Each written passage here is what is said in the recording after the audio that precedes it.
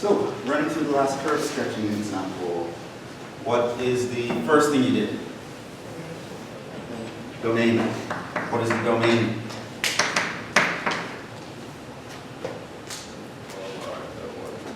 Okay, how do we write that?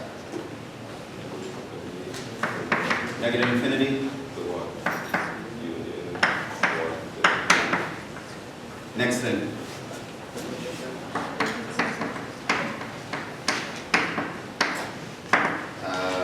First one is the x-intercept. How do we find that? Set y equals 0. This means that your x-intercept is? So x equals plus or minus 3. Fraction is 0 if the numerator is 0, so you only worry about where the top is 0. Y-intercept. Set x equals 0, we would get? So you have both an x and a y-intercept. Next thing. No, asymptotes.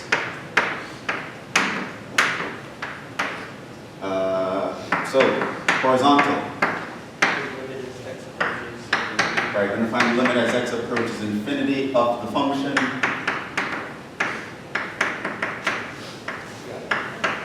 That's going to be 1. It's going to be 1. It's a rational function, so whether you put plus or minus, you'll get the same thing. You should consider both. But rationals, they're nice in that way. Vertical asymptote. Okay, so what do we get? 1. X equals 1. So there's a vertical asymptote, and y equals 1 is the horizontal asymptote. Next thing.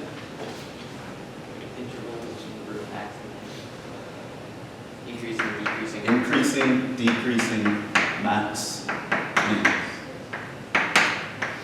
What do we need here? First derivative. Now this will be given to us, which I did give you here. So the first derivative was 2 9 minus x over x minus 1 cubed.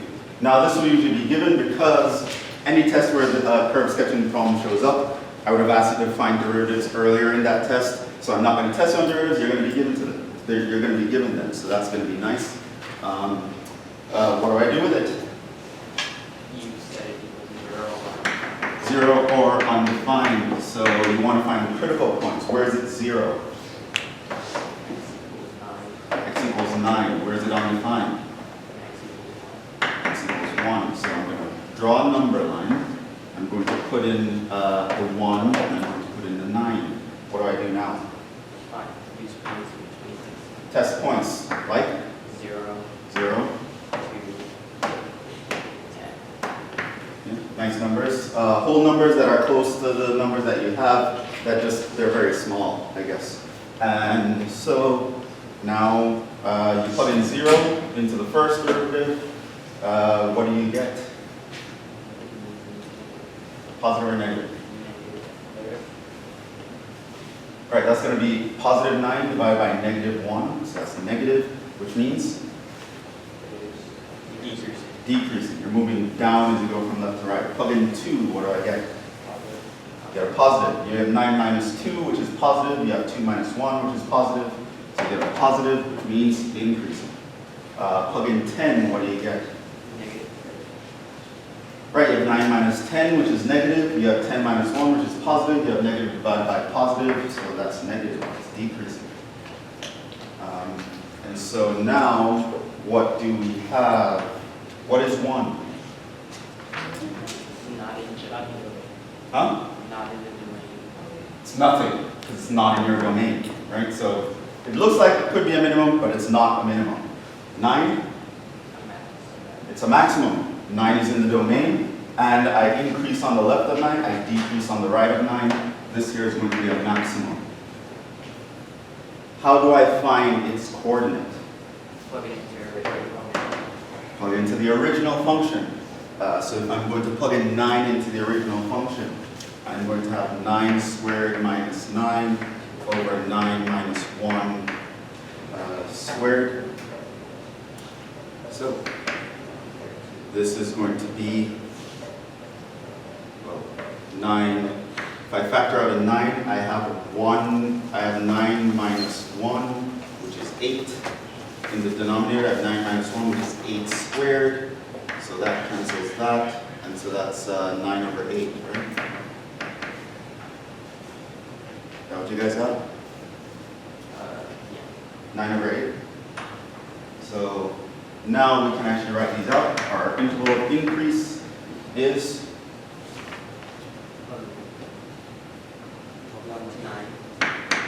1 to 9. That's where the plus is. Our interval of decrease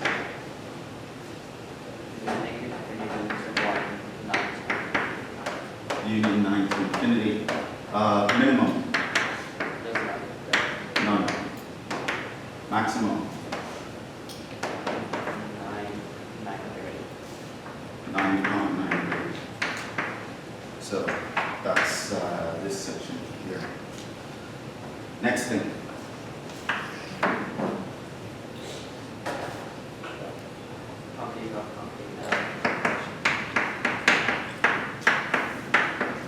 Concavity inflection, what do I need here?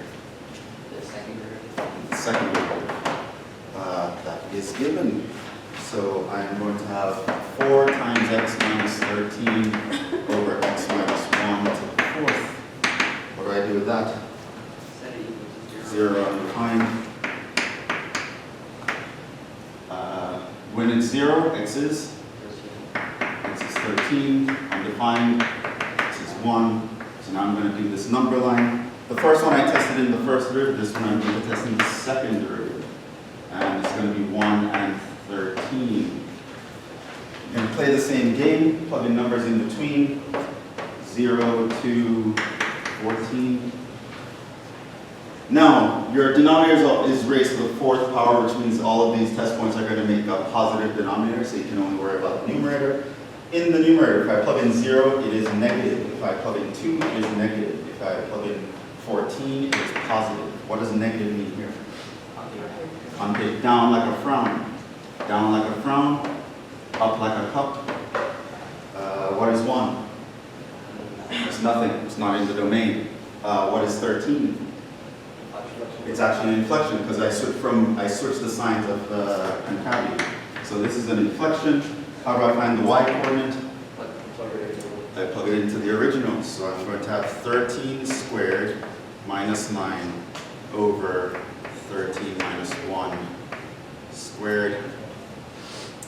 That one's not really nice to factor, but we have 13 squared is like 169, and minus 9, so that's 160.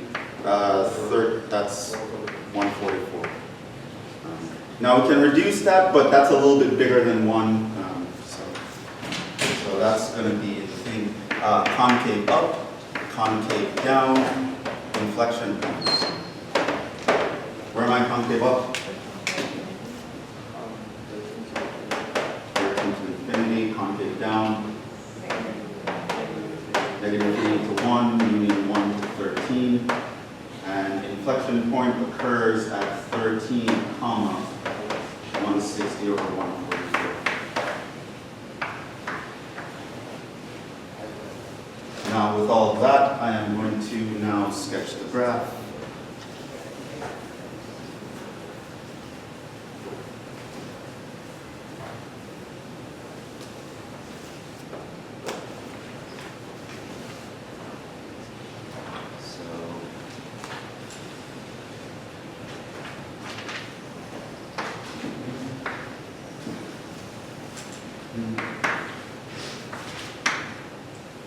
Okay, what do I put in?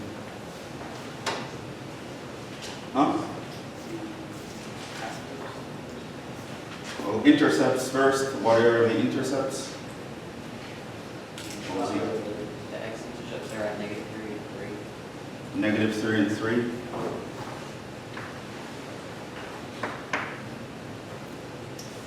I think there's like a 13 something, right? So maybe I should put these a little closer. Okay, 3, 3. So I know I should pass through these points. Y-intercept is -9.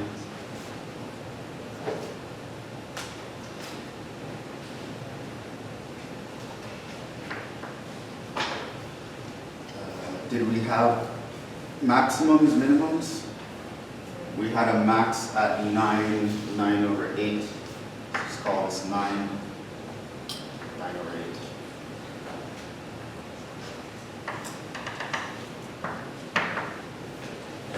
And we have an inflection at 13, 160, 144.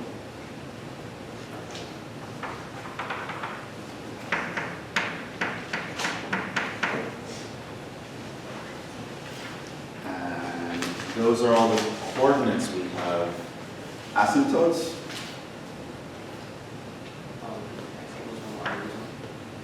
X equals 1 was the vertical, so what else? Y equals 1 was the horizontal. 1 is going to be what? Below this guy.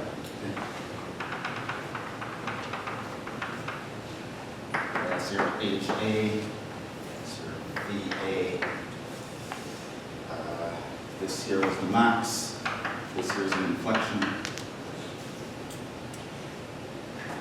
And this here is 1. What else do we have? The intervals now. I think we put everything in except the intervals. So increasing 1 to 9. So 1 to 9, I am I and C, and I am decreasing everywhere else from 9 to infinity.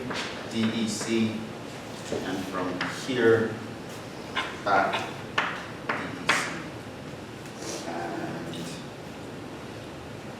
And concavity and concave up on 13 onwards, and then concave down pretty much everywhere else.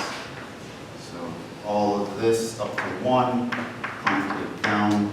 All of that back, concave down. So now I have all the information that I calculated on this picture. So now I pretty much can ignore everything we just did and do that. So, how is this going to look? Does our graph ever actually hit 1?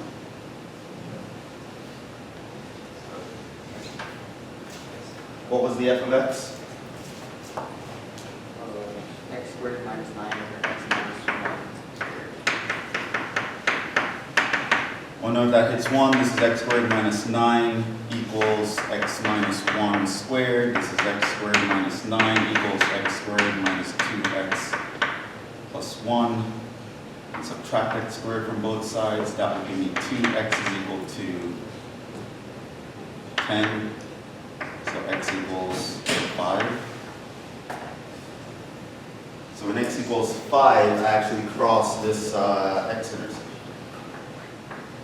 So the horizontal. So I do actually pass through that horizontal at that point, which means I do not pass through it at this point, which means what?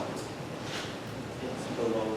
I'm always below the horizontal asymptote here, and since it's a horizontal asymptote, I should be hugging it as I go off to negative infinity. And so it's going to come down here, and it's going to, let's call that minus 9. Not to scale. You can do that. So it's going to go like that, and go like that. And then, so that makes sense with the region. We should be decreasing concave down, so we're dropping while we shape like a frown. So that totally makes sense here.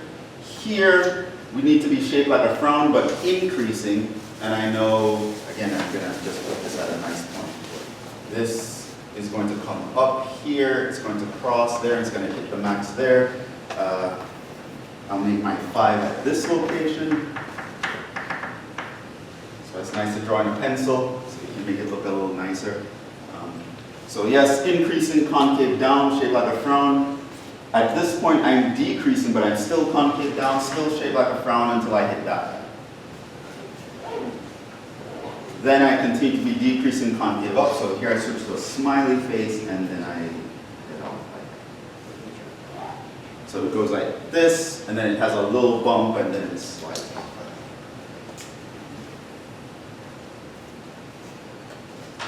So that's So yeah, the process is long, but you always do the same things in the same order, which is, I mean, there's a point here where I was like, okay, what do we do next? And someone said increasing, decreasing. I'm like, no, you do asymptotes. And technically speaking, you don't have to do the asymptotes before that. But I wanted to get in the habit of always doing the problem in the same order every single time.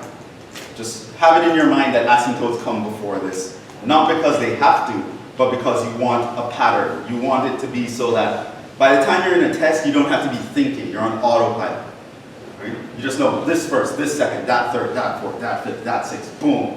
You always go through the same process the same way every time. Every time you're practicing homework, every time you're doing studying for a test or a quiz, you do things in the same order every single time. You want to make it habit. You want to make it so that you want to go from the point where you're not even thinking anymore. You're kind of feeling. I feel like this is what I have to do. Once you have that point, and those feelings are coming from you practicing good habits, that's going to be fine. A lot of times people would feel like they should do something in a math class, and it's the wrong thing, and that's because their practicing isn't very good. Well, if you look, I should set this equals 0. Why? No, that's the wrong thing. But once you actually drill a certain method into your head, there will come a point where you kind of would feel like this is the right thing to do. Kind of the same way how you can feel when you say something that's really not grammatically correct if you practice grammar all the time. So that's that. That's cursive. Okay. Let's go into one of the main things for today, because I feel like I'm not going to spend the whole time on this, but we'll see. And that is with regard to the other handout I gave you, which is optimization. So that is what we are going to do now. So there's another handout I gave you.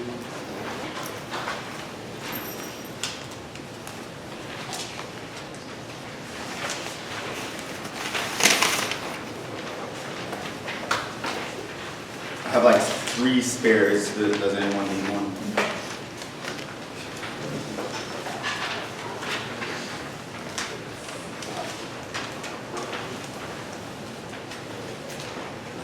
I'm going to post an electronic version of this online if I haven't already. I feel like I did already, but if I didn't, I will do so.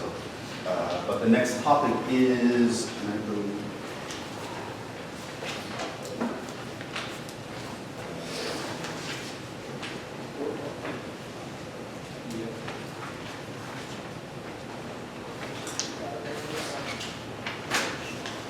I don't remember what section in the textbook it is. It's optimization. Like, that's the name of the title.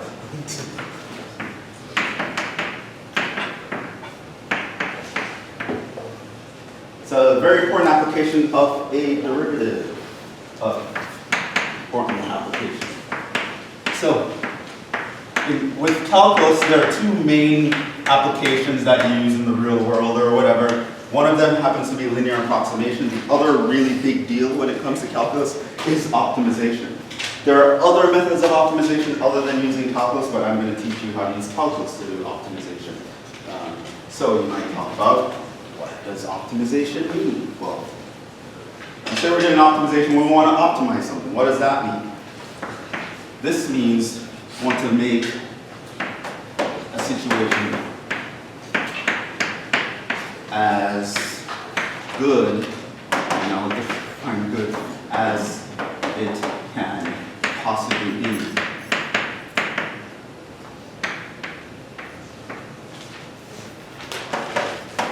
In the presence of constraints. So constraints is just a word that kind of means restrictions. optimizations. You want to somehow induce the best possible scenario under certain restrictions. Now,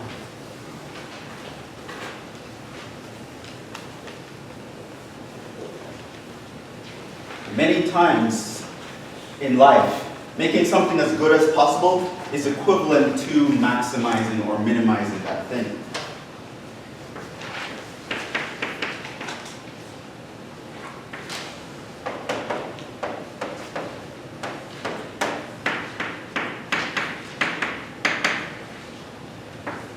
Is equivalent to maximize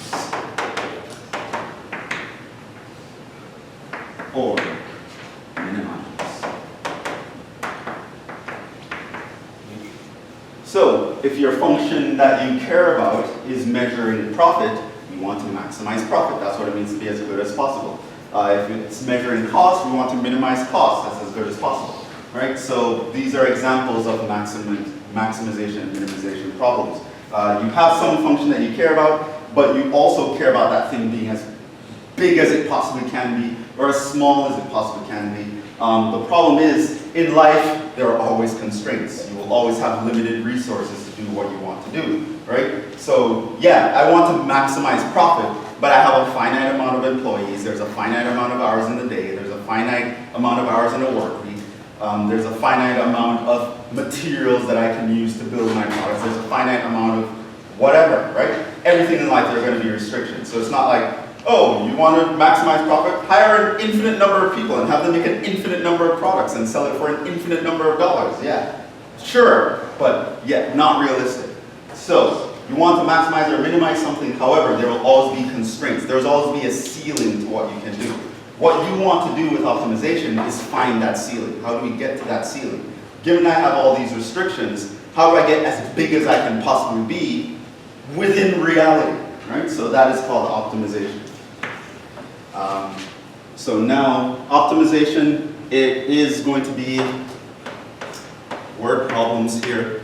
So you are going to have to read and figure things out. And so, because there are going to be other word problems on the test, you want to recognize when you're looking at an optimization problem versus other ones, such as like a related rates problem, for example.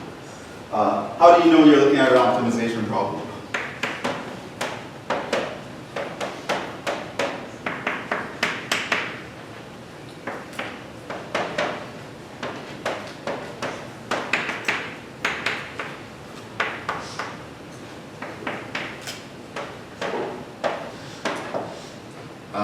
Couple things. Okay. So, one, you should know, this was previously explained, but you should know, for example, when you're looking at a related rates problem, remember how those guys are structured. They're going to tell you about related quantities, they're going to tell you how fast something is changing, and then they're going to ask you how fast something else is changing. That's related rates. When it comes to optimization, how do you know you're doing that? You'll be given a restriction.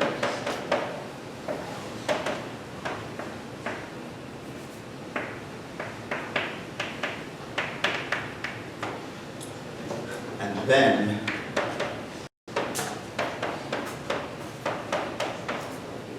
you'll be asked, or it will be implied.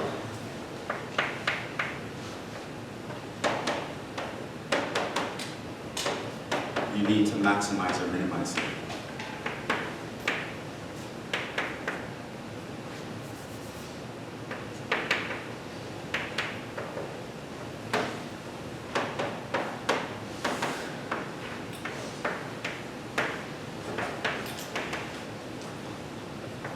Okay. So Brown's going to say, oh, Joe has this many employees, how can we maximize profit, right? So if a question comes like that, you know, okay, that's an optimization problem. It's not a related rate, it's not something else, right? So that will usually be the phrase. They'll describe a situation to you. Ultimately, in describing that situation, they'll tell you about some restriction. Hey, we're limited in this way. However, we want to maximize this, or we want to minimize this, or we want to find the best possible scenario for this. And once you read that, you kind of know, okay, I'm looking at an optimization problem. Once you realize you're in an optimization problem,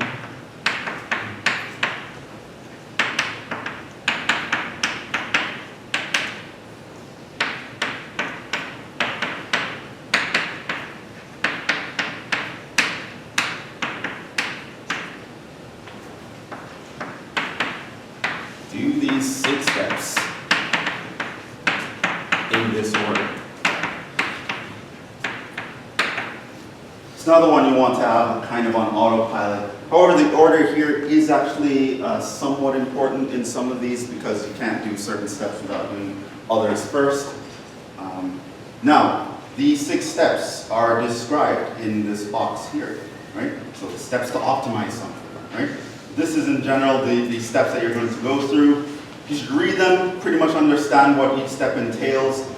In general, after a while, you should only be able to remember what's in bold, and then you'll automatically know what to do because you practice it so much. But that's going to be essentially the process.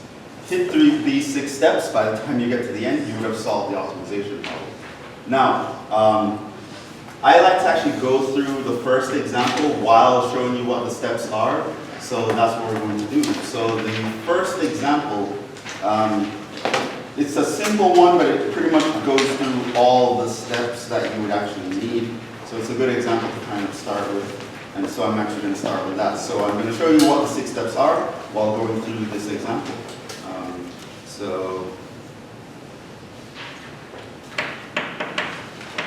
Handout, example 1. Step 1. Just like with related rates, step 1 is to read. You're going to read because 1, you need to recognize that you're looking at an optimization problem versus the related rates or something else. 2, you need to actually pick out the important information that you will be needing. Okay, so step 1 is to pretty much read. So let's do step 1. A farmer has 100 feet of fencing and he wishes to make a rectangular enclosure. Okay, so that's a situation. Guy has a fence, he wants to build it and make a rectangular enclosure with that fencing. If he wants the enclosure to encompass the maximum possible area so that it can plant the maximum number of crops, what should the dimensions of the enclosure be? Okay, so this is an optimization problem. Notice you are told about some situation where there is a restriction. This guy has 100 feet of fencing to get something done. What does he want to get done? Well, he wants to build a rectangular enclosure with the maximum area. So, you are given a restriction. There's 100 feet of fencing. What do you want to do? Maximize area. This is an optimization problem, right? Once you read that, you realize, oh, I'm looking at an optimization problem. Then you're going to go through these 6 steps. Step 1 you would have already done. Step 2, just like with related rates, you are going to want to draw a diagram. If necessary, there are going to be times when you don't need to, but I'll mention that. Pretty much just like with related rates, if you're given the equations that you should be using, which for optimization you rarely would be given the equations, then you don't need to actually draw a picture. However, if you're not given any equations, you kind of want to draw out a picture of the situation. So that would be step 2. So what is step 2 here? So here, you draw a rectangle. So he wants to build a rectangular enclosure, so that's what I'm going to do. I'm going to draw a rectangle. And now I need to label the rectangle. Now I don't know what rectangle is the best one right off the bat, so I'm just going to label these with variables. So let the height of the rectangle be y, let the width be x. Right? So I don't know the best possible one. The goal of this problem is to find the best possible rectangle. And you should be aware that there are multiple ways that you could actually create a rectangle with 100 feet, right? You could do 40 by 10 by 40 by 10, that's 100 feet. You could do 25, 25, 25, 25, that's 100 feet. You could do 30, 20, 30, 20, right? There are tons of rectangles that you could build with 100 feet. But you don't know which one is the best one, which one has the maximum area. So you draw a generalized rectangle, you label the length and the width because you really don't know what those are in the beginning. So that would be your diagram. This is the situation that I want to make as good as possible. What do I care about? I care about the area of the rectangle. Want max area. Okay, so that's my diagram. Now,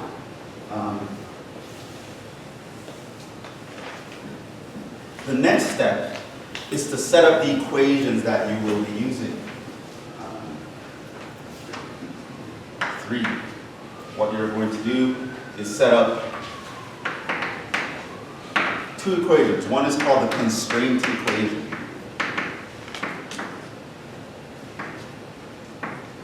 And the other one is called the objective equation. So, for related rates, we only need one equation. Turns out for optimization, we need two equations. Dos equations. Okay, so what the constraint equation does is describe the restriction.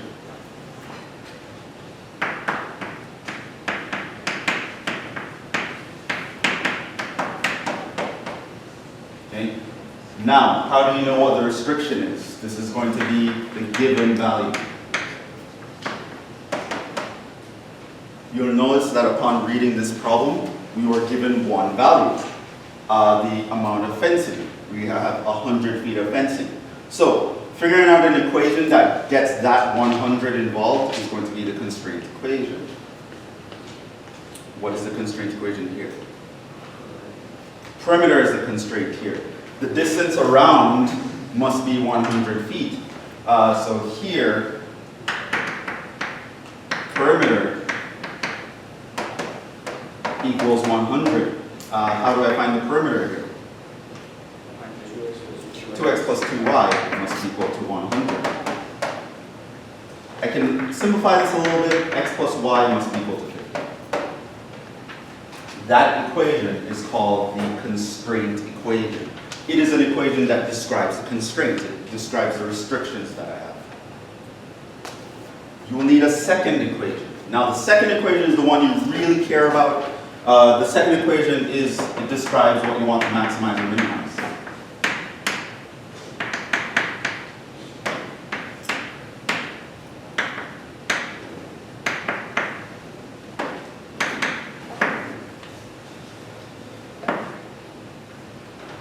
What do you want to maximize or minimize here? Area. So I'm going to need to come up with an equation that gives me the area. How do I know what equation gives me the area? Well, I'm going to look at the diagram that I have. I have a rectangle. How do I find the area of a rectangle? Well, length times width, x times y. That is my constraint equation. Now you'll notice that your constraint equation has all unknowns here. I don't know what any of this is. But I do know that I care about big A, and I want to make A as large as it can possibly be.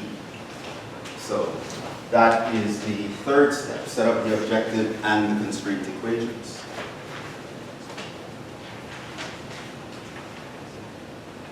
Now, step 4. Solve for a variable in the constraint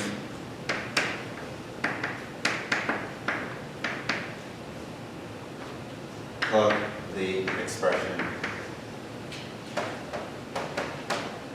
into the objective. Of course, you should realize by now we are in calculus 1. Now, there will come a point where you can have functions with several variables in it and you can find derivatives. At this point, we can't do that. We only know how to do it when we have one independent variable. And so having the function that I care about, having two independent variables, is tricky for calculus 1. In calculus 3, it's not going to be a problem, but for now, that's a problem. So the first goal you want to do, I care about this. The first thing is I want to get it in one variable. I want to have just one variable to worry about. So how do I get that function in one variable? I'm going to go to the constraint. I'm going to solve for one of the variables. I'm going to then take that expression, which now will be in terms of the other variable, and replace that variable here. So, who do you want to solve for? Solve for x.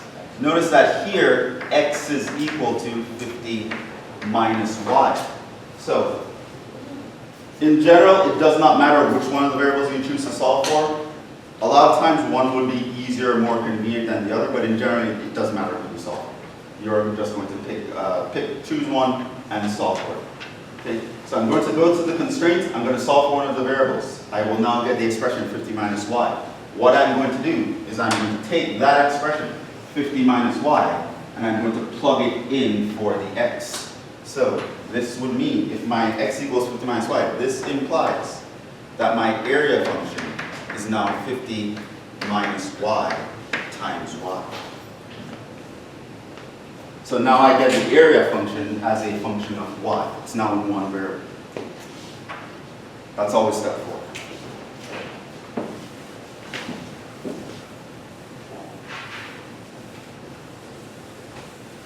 And this brings us to step 5.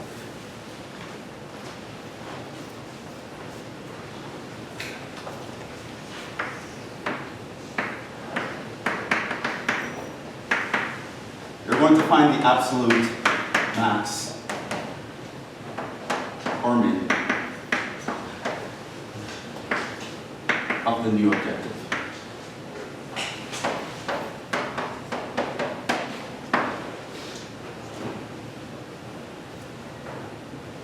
So the area, we want it to be as large as possible on some interval for our variables. Now, technically, we do want the absolute max and min. However, I can mention to you that it's very rare that the answer is going to be at the end point. So remember, for absolute max and min, you find the critical points in the interval, find who the biggest and smallest is, then you want to find the value of the function at the end points. For us, the endpoints are rarely going to give you the answer. I think maybe a couple of your homework problems might do this, I'm not sure. But it's very rare that the endpoints are going to give you the answer. So we are going to, technically, it's going to be one of the critical points inside the interval that's going to help us. But just so you know, it doesn't have to be, but it's very rare that the endpoints will give you the answer. So I have the function a is equal to 50y minus y squared. How would I go about finding all the points that I want to test for this function? Find the absolute max and min. What is the first thing I do? Find the critical point. So I'm going to find a prime. It's going to be 50 minus 2y. And I'm going to set this equal to 0 or undefined. Now, this is a polynomial. It's never undefined, so you don't have to worry about that. However, there's a point where it does hit 0. Y equals 25 will be where it hits 0. Now, I need to know that that is actually the point that gives me what I want. So I can do a number line. Now this number line is going to be a finite interval. Technically, the minimum I can attribute to y would be 0. The maximum I can attribute to y would be 100. These will form the endpoints. It should be clear, however, that the endpoints won't give me the answer here, because if I let the height be 0, it's not a rectangle. Also, if I let the height be 100, then the width would be 0, and it's not a rectangle. So the endpoints aren't going to be the answer. I don't even have to check them. Now, 25 is the number that shows up. Another thing you can notice is that, well, if you only get one number at this point, that's going to be the answer. There's no other choice, right? The endpoints aren't the answer. That's the only other candidate that has to be the answer. However, there are times where in this set you could get several points, and you actually want to know which one is going to give me what I want. So you would test it. What you could do is plug in 1 over here, plug in 26 over there, and you can test it into a prime. So if you plug in 1 into the derivative, this is 50 minus 2. This is going to be positive. If you plug in 26 into the derivative, that's going to be 50 minus 52. So that's going to be negative. So notice that you're increasing over here, you're decreasing over here, so the 25 is going to give you the max, which is exactly what you want. You want the maximum area. So it turns out that the maximum area will occur when the height is 25. Finally brings us to step 6. Really squeezing in. I gave a lot of space to step 1 and 2, more than was necessary. But step 6 is to answer the question.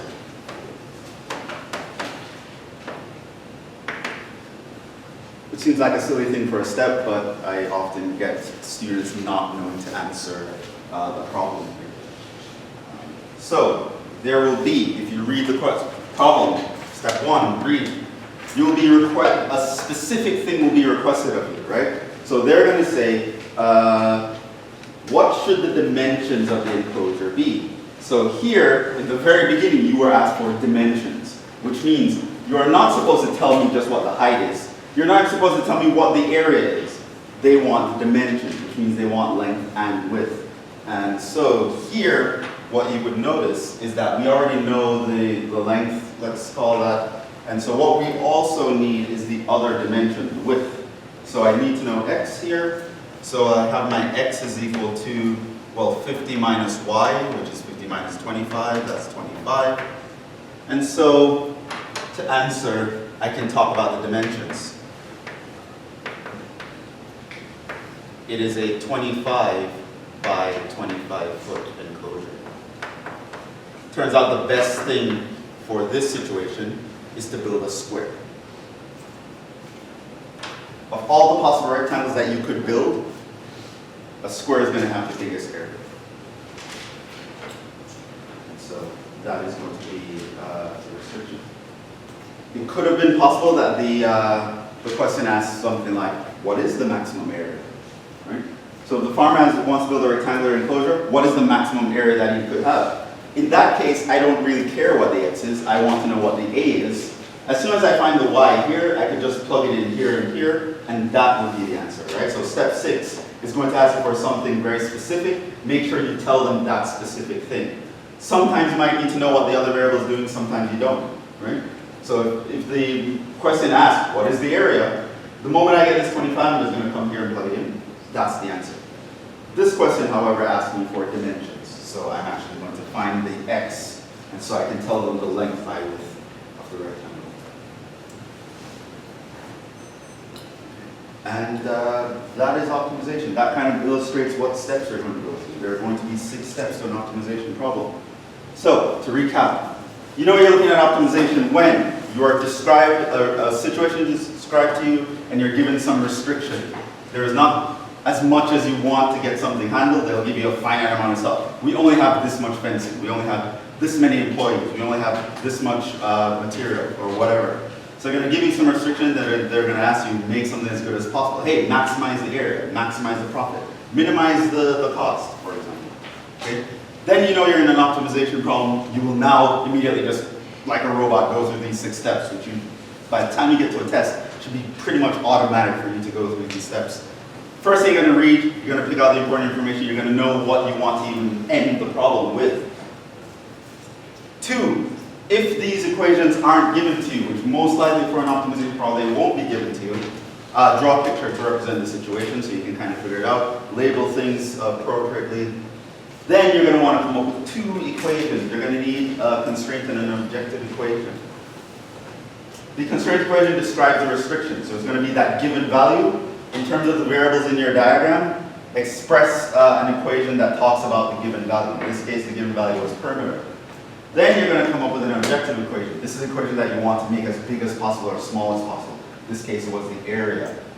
Step 4, you will usually have your objective equation in several variables, not good for Calc 1. So you're going to solve for one variable in the constraint, you're going to plug it into the objective, this will get your objective in one variable. Once your objective is in one variable, you are going to find the absolute max or min. The endpoints will rarely be the solution, but you do want to consider them anyway. So you're going to find the critical points, find the points in the interior that are potentially maxes and mins, and then you are going to test them. You can skip this step if you only have one answer here, and it's clear that the endpoints aren't going to be answered. Then finally, you're going to answer the question. The question is going to ask you for something very specific. Make sure you end by telling me that specific thing and box it in. That's how you're going to end this problem. Right? Those are always the 6 steps. Always do it in this order every single time. And that's how you solve an optimization problem. Questions so far? Okay, let's go through another one to make sure that we have this down. Since there are no questions, I guess everything should be clear. Now, in this kind of problem, step 3 is actually going to be the most challenging one. Maybe a little bit of step 2, but pretty much everything else you should be on autopilot. the thing you're going to have to differentiate isn't going to be the most complicated thing in the world usually. And solving the equation shouldn't be too complicated. Step 3 is where the real creativity would show up. To figure out a picture and the equation of what you actually care about. So I guess we will continue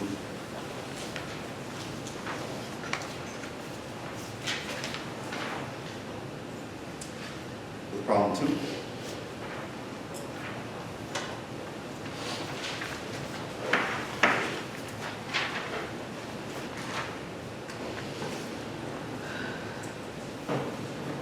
Okay. Design an open rectangular box with square ends on the left and right side, having a volume of 36 cubic inches that minimizes the amount of materials required for construction, because we want to save the earth.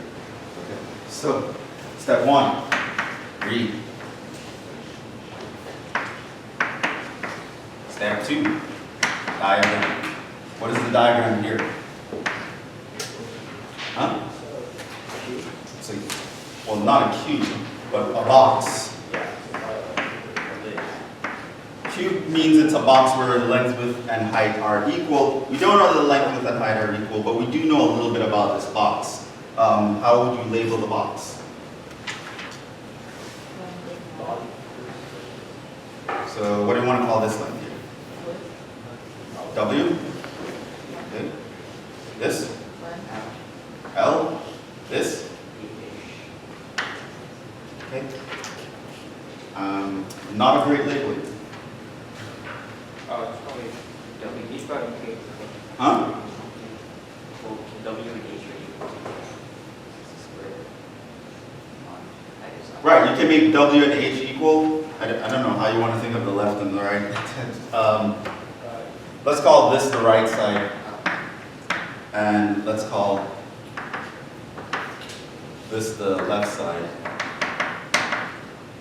And you know that the box is open, so you can actually see down.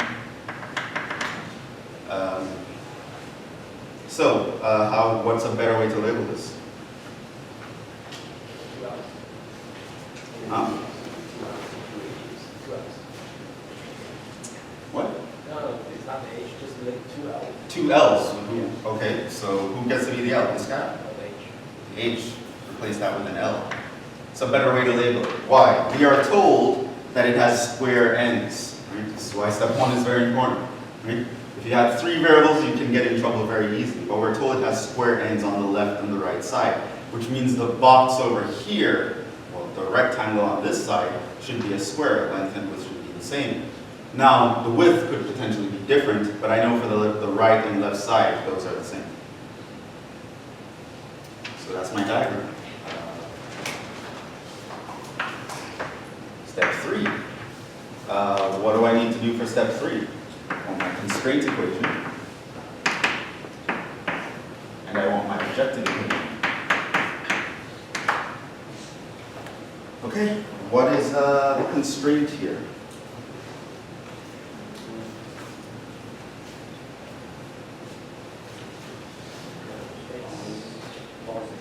Volume. They told me that the volume is 36 cubic inches. That's 36, right? Yeah, 36, right? So remember where that comes from. This is the given value. Right? The constraint is going to be the thing that they tell you. That's the thing where you have no choice. This is how much space it can take up, 36. Okay? So that's the constraint. How can I talk about the volume as an equation? WL squared. So this means WL squared equals 36. Objective. What is our objective?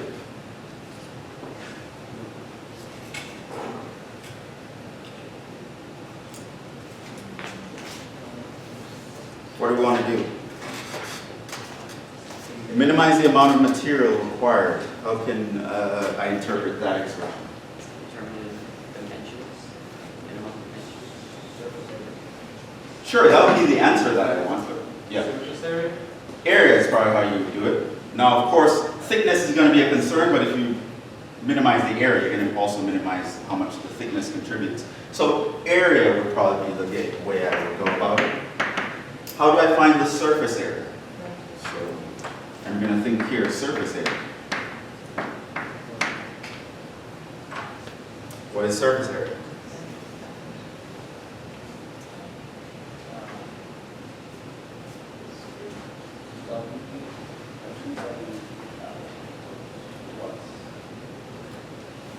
What? So just add up all the areas of, so it has 5 sides. Has 5 sides because there's no top. We're told that it's open. So you just add up the area of all the sides. So area of the front, WL. Notice that the area of the back is going to be the same. So I have 2WL. This is front and back.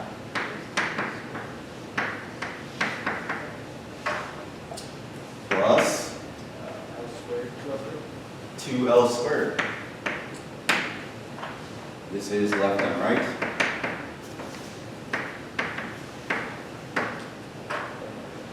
Plus another WL. And that's for the base. There is no top because it's open. So this means my area is going to be 3WL plus 2L squared. And this is my constraint equation. This is my objective. Fourth step.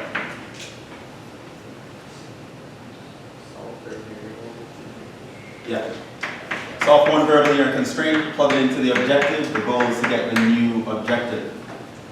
Because that objective has 2 variables and we're only literally Calc 1 students, so we can't deal with it. So we're going to go over here, we're going to solve one of these variables, we're going to plug it over there. Who do you want to solve for?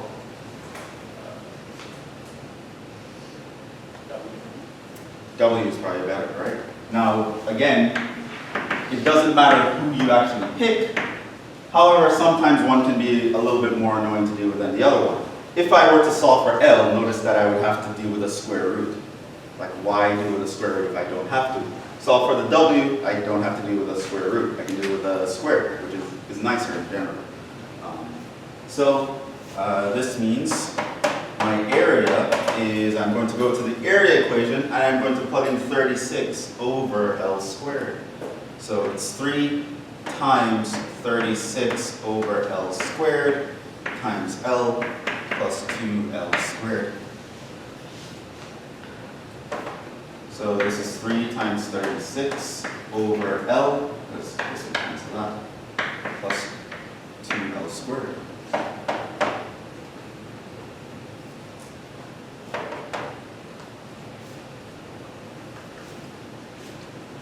All right, so now what I want to do.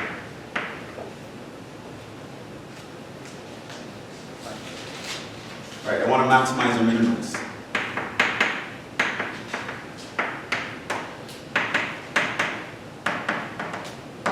Now in this case, what do I want to do? I do want to minimize. I want to find the least area. So here, minimize is what I actually want to do. So I need to find the minimum surface area, because we want to save the Earth. So I am going to find the derivative, which is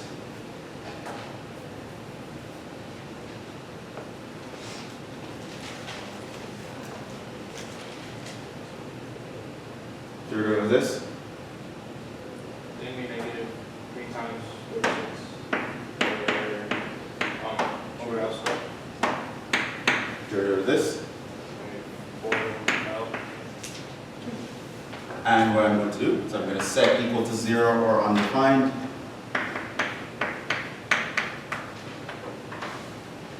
So here, undefined basically means L equals 0, but of course I'm going to reject that possibility.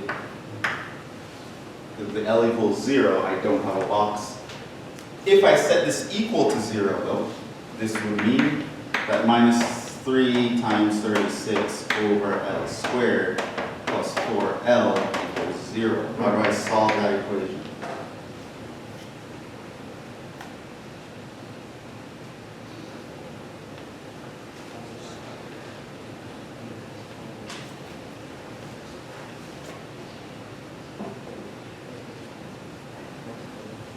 can move this over there and multiply by L squared.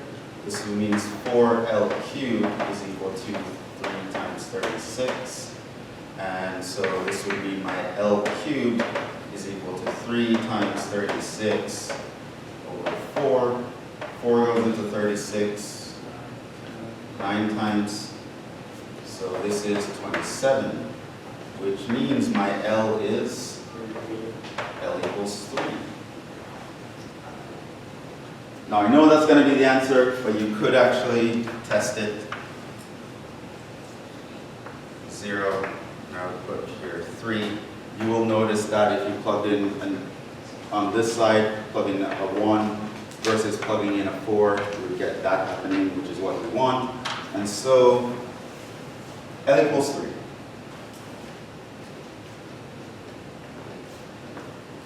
So 6, we're now going to answer the question. What's the design of the box? Now to design something, that's just you telling someone the dimensions. So it's another way of asking for the dimensions. So what would the dimensions of the box be? If L equals 3, what is your W? 4. Right, so your W is going to be 36 over 3 squared, that's 4. And so your dimensions is you want a 3 by 3 by 4 box.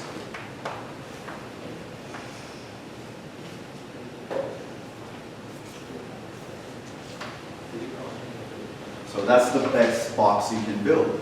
You build a box that's 3 inches by 3 inches by 4 inches. It will hold 36 cubic inches of stuff, and at the same time, it will have the smallest area that you can do that. There are many options, but that one is going to be the best one. So for example, like a 2 by 2 by 9 could work.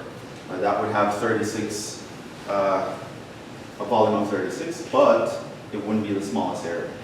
This is the one that gets it done with the smallest area. So this problem is optimized.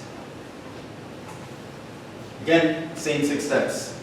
Read the problem, realize your optimization, draw a diagram, describe the situation, come with a constraint and objective. This describes a restriction, that describes what you want to maximize or minimize. You're going to find a new objective, solve one earlier constraint, plug it into the objective, then you're going to find max or min as required. Sometimes the points where it's undefined or at the end points won't be the answer. Find the critical points, chances are that's going to give you what you want, and then you answer the question. Optimization. Questions on this one? I have a question. Yes. Why did you use surfaces? What would be the other option?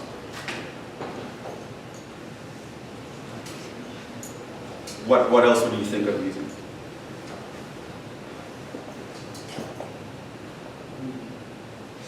Can you use volume?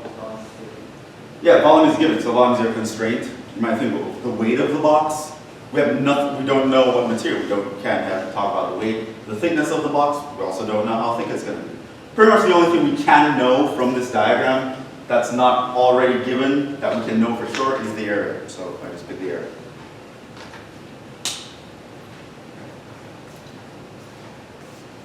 So that's where I take it. Step 3 is going to be the hardest part. You're going to have to be a little bit creative. But then again, after doing a bunch of these problems, you're going to realize that there are certain things that it just makes sense for you to pick and do things with. So that was example 2.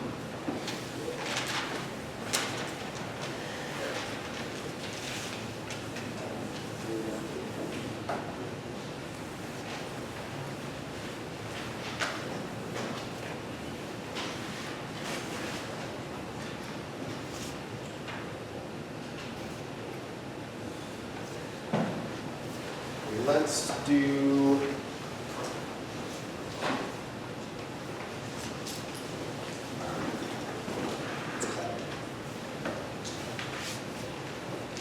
I think this is enough to get the idea. We'll skip 3. I'll do 4. Maybe I'll also do 5.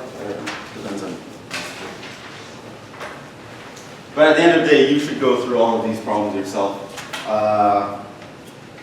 6 and 7 problems of that type, they're on the harder side.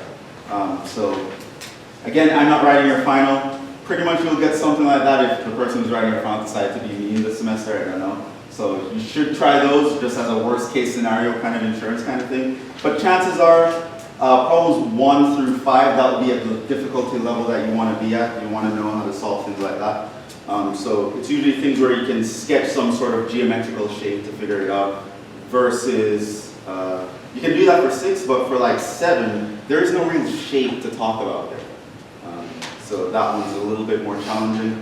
So that's like an optimization where you can't really use the geometry of the situation to figure it out. Not likely you'll be in that situation, but I probably just do them just in case, just really push your understanding here.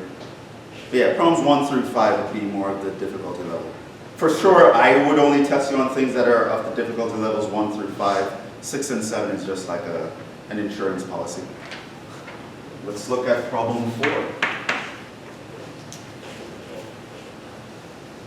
Probably want you to try problem 3 on your own.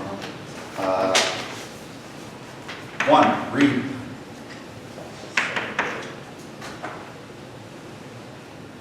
A cylindrical can without a top is to be made to hold 8,000 pi cubic meters of liquid. So it's not a can, it's like a tank, right? It's a lot. Find the dimensions of the can, which will minimize the amount of material needed to make the can. That is, minimize the surface area. So here they were specific, they told you to minimize surface area. So, 2, we have a diagram. It is a cylindrical can. Now, we don't know anything about the dimensions, so I'll just label the height H, label the radius R, and I know that the volume is 8,000 pi. I don't really know anything other than that. Yep. So that's my diagram. 3, constraint and objective.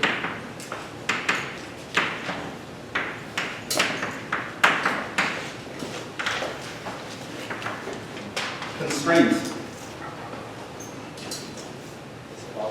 Volume. Volume equals 8,000 pi. How can I express that with this? 8,000 pi is equal to pi r squared. Pi r squared h.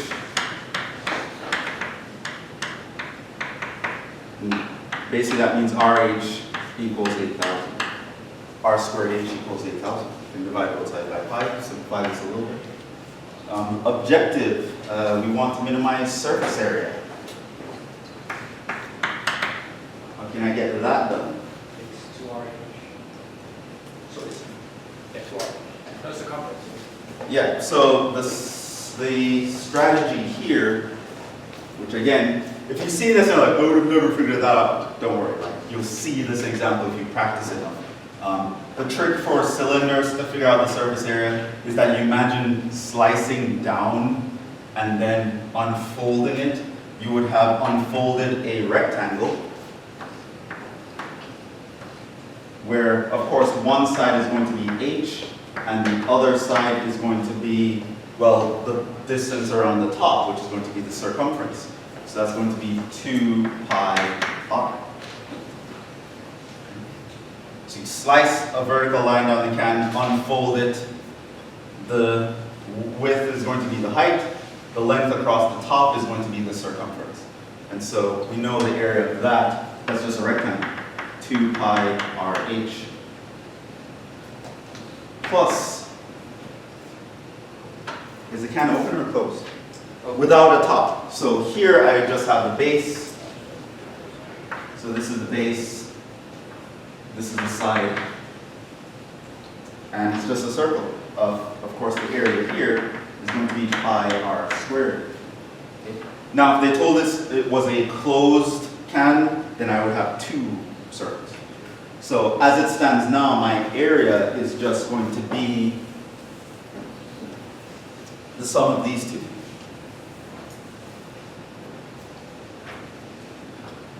So this means that area is equal to 2 pi REH plus pi R squared. This leads us to step 4, want a new objective. Because that has 2 variables. I want to talk about things in terms of 1 variable. So I'm going to go to the constraint, I'm going to solve one of the variables, so you want to solve? H. I'm going to solve for R because I want to challenge. No, don't do that. Solve for the this one.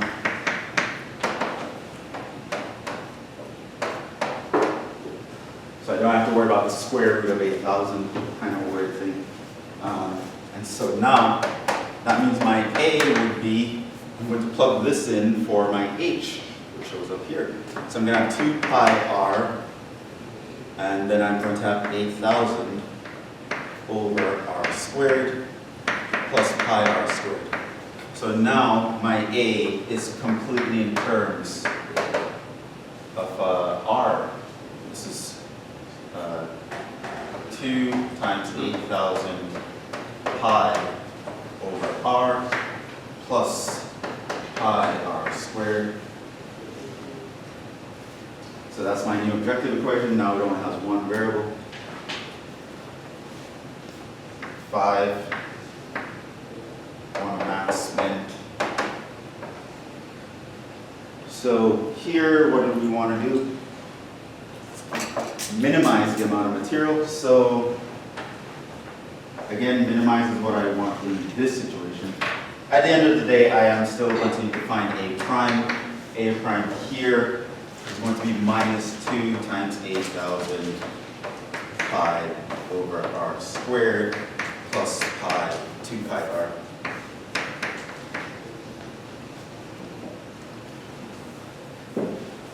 So notice, unlike with related rates here, I don't need to like add a dr, dt, or an R prime or anything because I'm not using the chain rule. R is one of the independent variables. It's one of the things that I want to use as my plugging in value. So I don't really need to multiply by the derivative.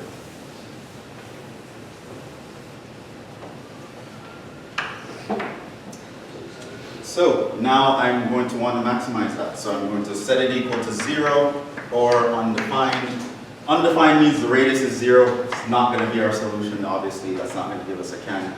So I'm going to set this equal to 0.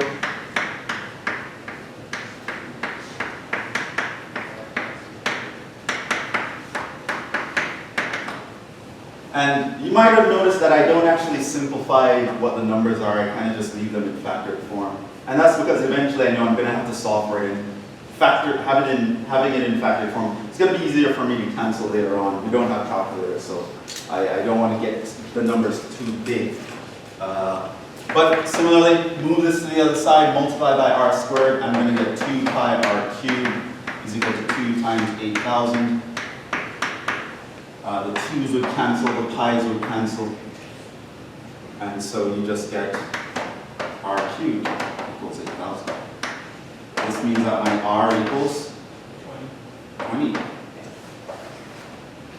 Now, yes, you could test that 20, you'll realize that it's a minimum, but that's the only number, that's the only answer that there's going to be.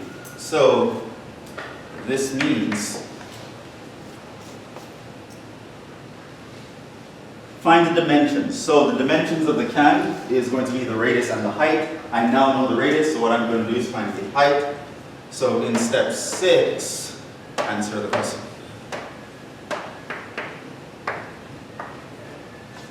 The height is going to be 8,000 over 20 squared. 20 squared is 400, so 8,000 over 400. 400, the zeros will cancel. You get 80 divided by 4, that's also a 20. So the dimensions is radius equals 20 and height equals 20. That will give you a can that holds 8,000 pi cubic meters or whatever this was, and it will have the smallest surface area. It's optimization.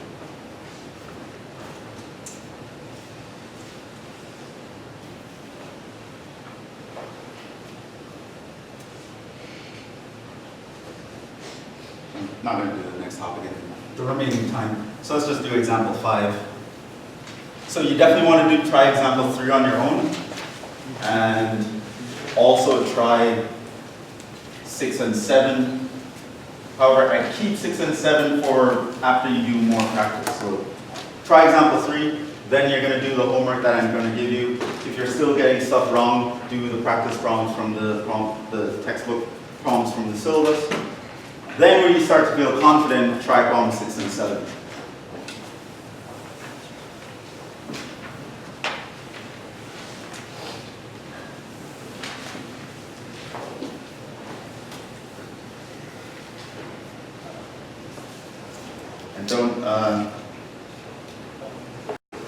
And don't fall into the very common trap that students always fall into. 5.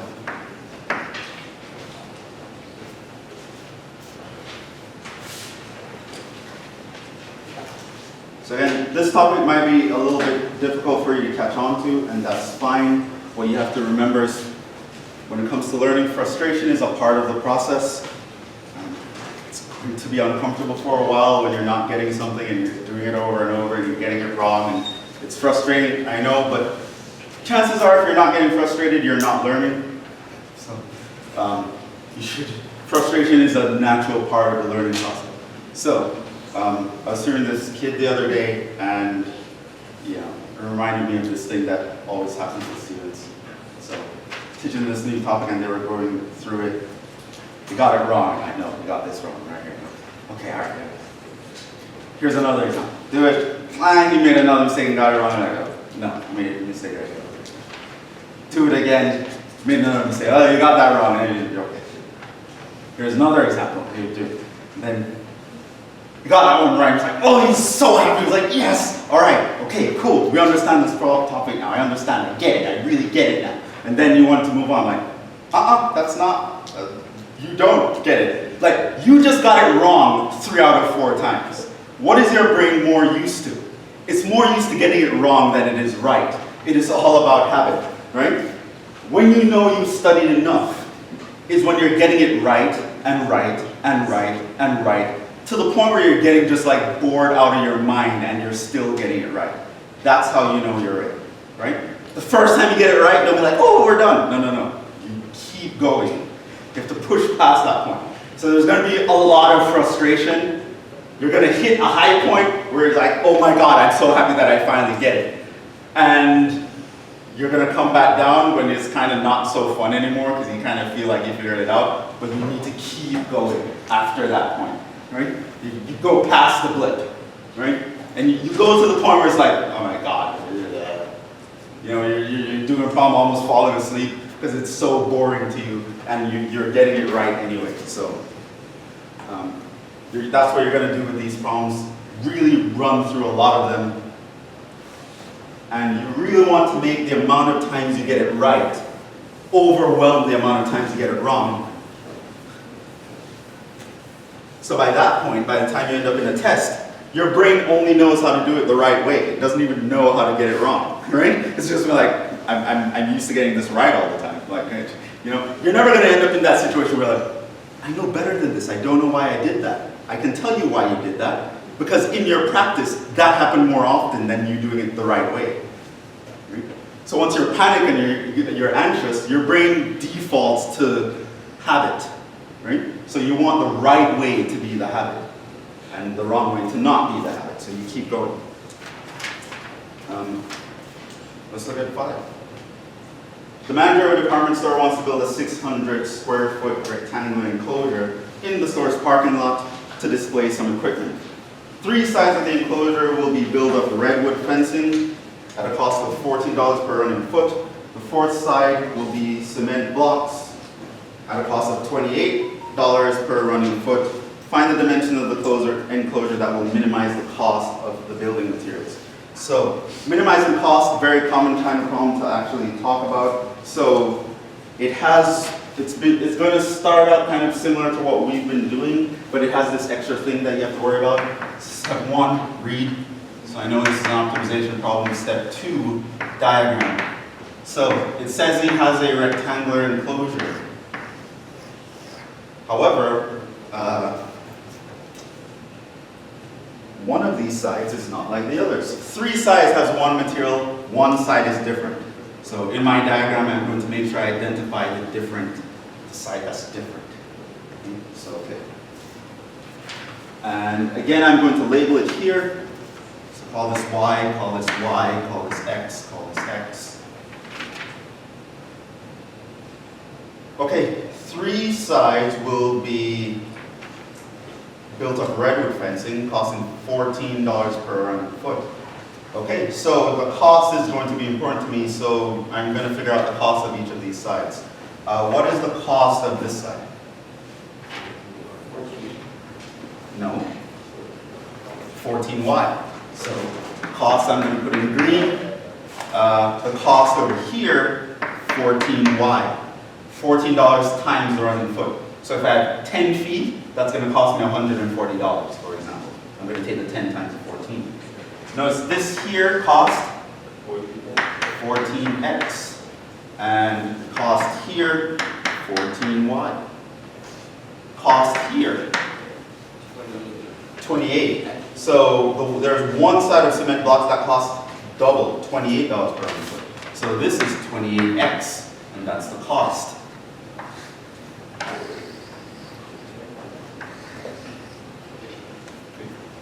So it's not just the dimensions that I care about. More specifically, I care about the cost that each dimension is going to give me. Okay, so that's the diagram portion. So now we move on to step 3. I'm going to talk about my constraint and objective.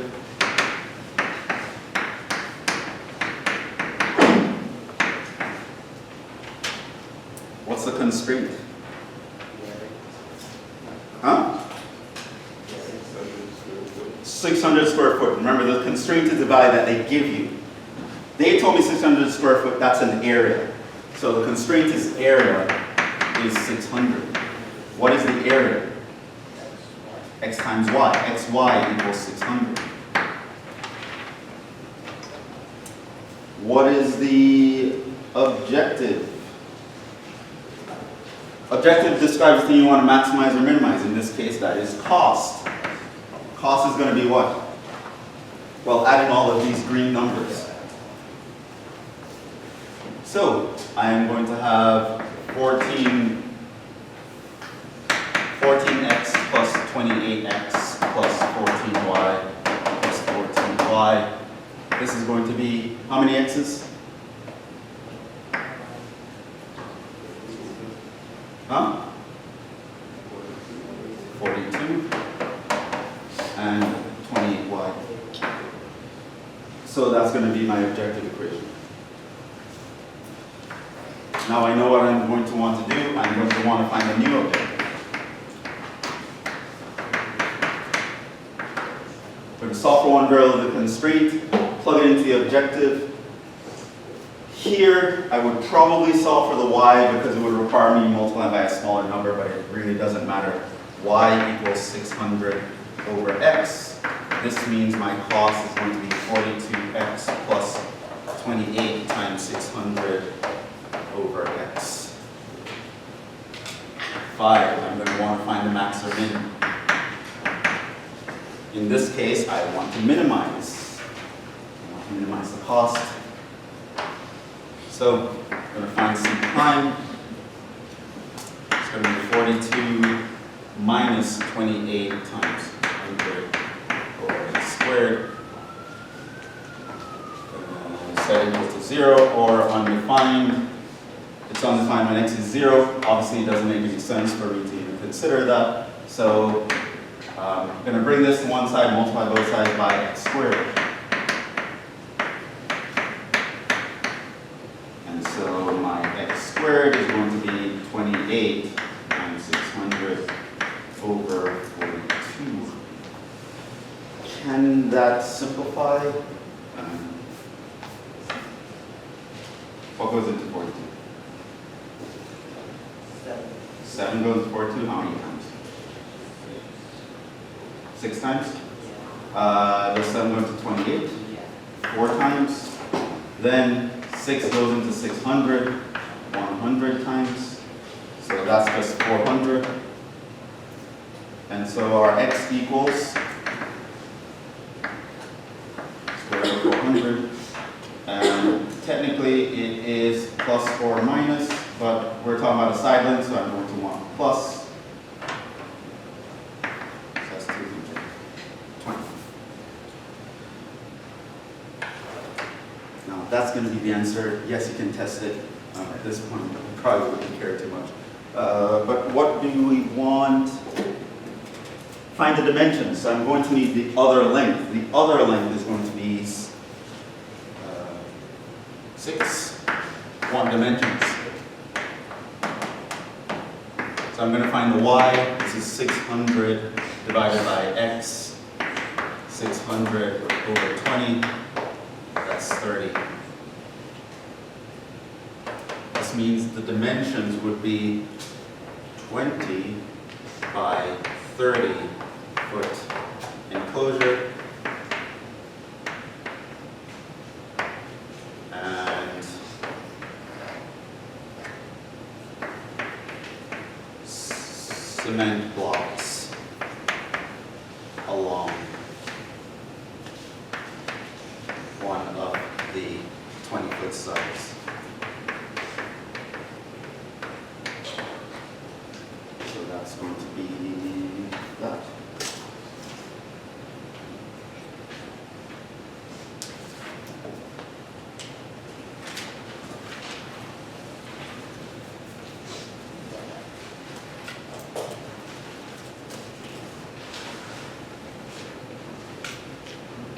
Okay, so we'll stop there. And I will see you guys on Wednesday. That's all I'm going to do for optimization. The rest is up to you.